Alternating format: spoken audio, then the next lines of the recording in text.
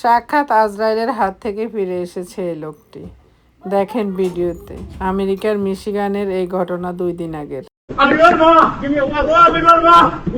God! My God! Alivarma! Give me a word.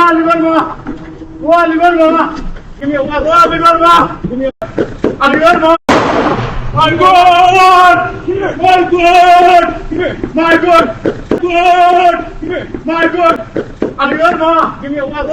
word. Oh, Alivarma! Oh, Alivarma! Give me a word. রীতিমতো আমার শরীরে কাঁটা দিয়ে উঠে বারবার আমি ভিডিওটা যখন দেখছিলাম। কত বড় আল্লাহর ক্ষমতা আমরা আসলে বুঝতে পারি না। এই লোকটির জীবন বাঁচিয়েছেন, এরকম কেউ বেঁচে ফিরতে পারে না। সে কাজ থেকে ফিরে আসতেছে সকাল তখন 7টা কি 7:30 হবে।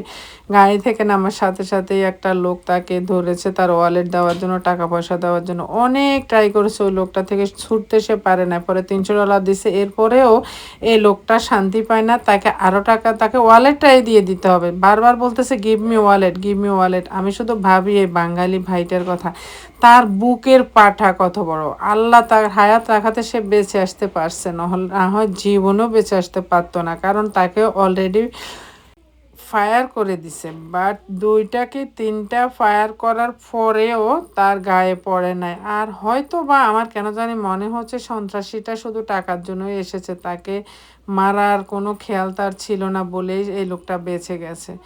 আমার আশ্চর্য লাগে, আমেরিকাতে সবার হাতে গান থাকে, সবার হাতে। মানুষের জীবন কত সস্তা।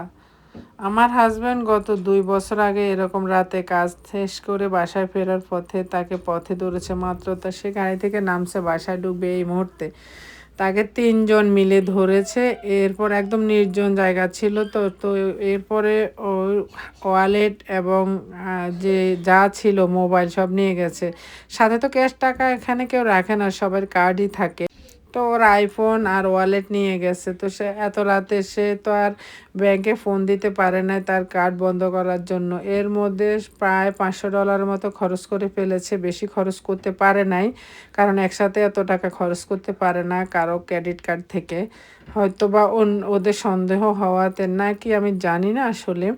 $500 বেশি খরচ করতে পারে না, পরে সকালে কার্ড ব্লক করে দিয়েছে, আর মোবাইল তো আর পায় নাই। যাই হোক, জীবন তো বেঁচে আসছে।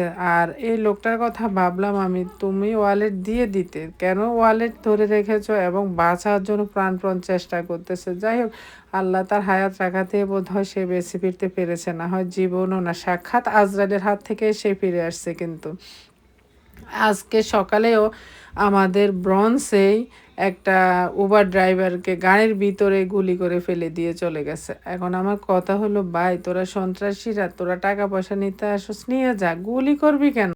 এখন আসলে চলাফেরা করতে ভীষণ ভয় লাগে, বিশেষ করে সকালে যখন বাচ্চা স্কুলে নিয়ে যায় তখন তো সবাই ব্যস্ত থাকে। আর এই দেশে মানুষের সামনে কিছু করলে কেউ ধরবে না, পুলিশ কল দেবে ঠিক আছে, কিন্তু কোনো মানুষ কাউকে হেল্প করে না। আমাদের বাংলাদেশে যেমন একজনের বিপদে আরেকজন দৌড়ায় আসে, এখানে এরকম কেউ করে না। এখানে আপনাকে মেরে ফেলে রাখবে, পুলিশ আসা পর্যন্ত কেউ ধরেও দেখবে না।